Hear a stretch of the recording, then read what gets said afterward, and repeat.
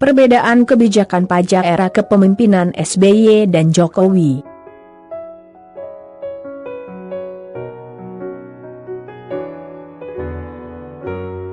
SBY memilih menetapkan kebijakan sunset policy, sedangkan Jokowi memilih menetapkan tax amnesty. Apa itu sunset policy? Sunset policy, yaitu suatu kebijaksanaan pemerintah untuk memperoleh fasilitas penghapusan sanksi administrasi berupa bunga atas keterlambatan pembayaran pajak atau bunga dari pajak yang tidak atau kurang dibayar.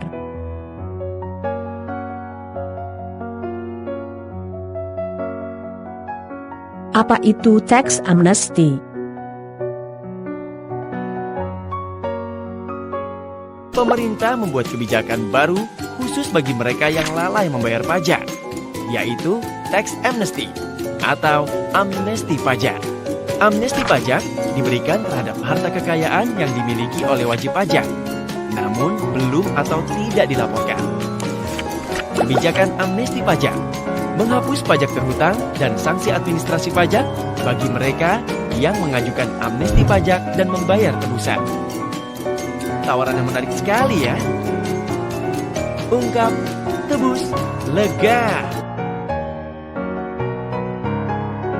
Sunset policy memperoleh penerimaan pajak sebesar 7,48 triliun rupiah, sedangkan tax amnesty memperoleh penerimaan pajak sebesar 4.884,2 triliun rupiah.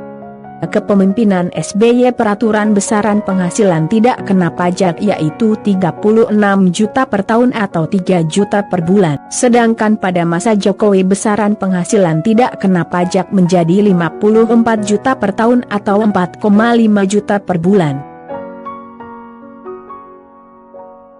Pada masa kepemimpinan SBY, Dirjen Pajak Indonesia masih kurang bisa memantau segala pergerakan pajak, sedangkan saat masa Jokowi Dirjen Pajak memiliki informasi dari 132 negara. Perbedaan kebijakan tax holiday masa kepemimpinan SBY dan Jokowi.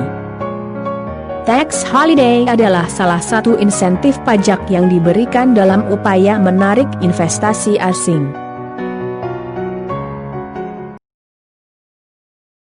Kriteria tax holiday di masa SBY. Merupakan industri pionir yang mencakup dalam 5 industri yang tercantum dalam Peraturan Menteri Keuangan Nomor 130 Tahun 2011. Kriteria kedua, mempunyai rencana penanaman modal minimal 1 triliun.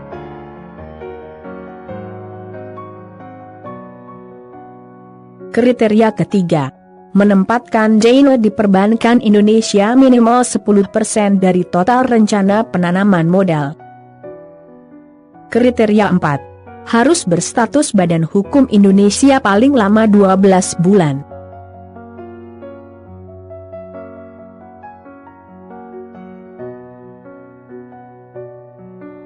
Kriteria tax holiday di masa Jokowi.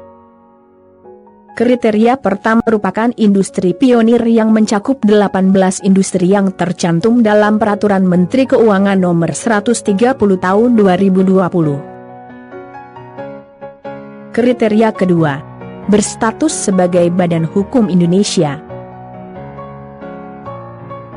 Kriteria ketiga, merupakan penanaman modal baru yang belum diterbitkan keputusan mengenai pemberian atau pemberitahuan penolakan pengurangan PPh Badang. Kriteria keempat, mempunyai rencana investasi baru minimal 100 miliar.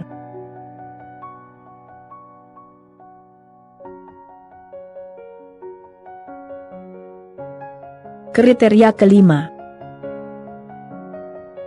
memenuhi besaran perbandingan antara utang dan modal, sesuai Peraturan Menteri Keuangan mengenai penentuan besaran perbandingan utang dan modal perusahaan untuk perhitungan pajak.